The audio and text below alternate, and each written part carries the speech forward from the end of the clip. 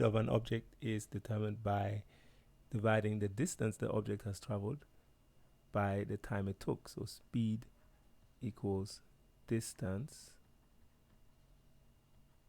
over time. And here we talk about the total distance covered and the total time taken to cover that distance. And it's really an average speed, because you should understand that the object might be slowing down or speeding up in between, but we just want to know how long it took from the start of the movement to the end of the movement. Now, these three quantities are related by this triangle, and so speed goes in the bottom left corner, distance goes on top, time in the bottom right hand corner.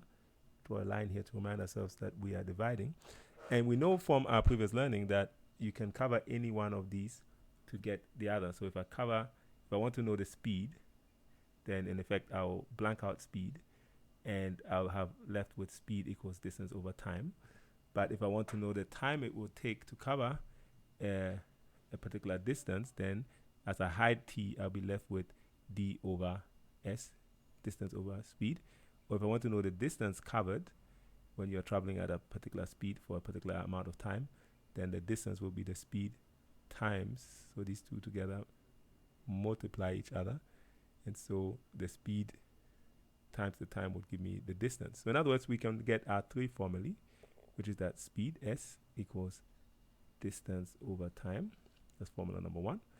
Or the time it would take to cover a particular distance at a given speed will be the distance that you're going to cover divided by the speed that you're traveling at.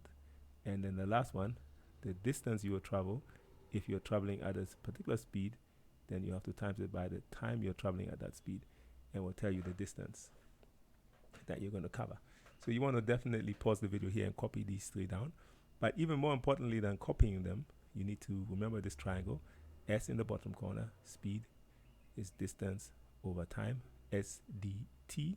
Got to just get that into your mind. Speed at the bottom, distance at the top, time at the corner, and out of that, whichever one you want to calculate, cover it, and then you can use it to find any of the other ones.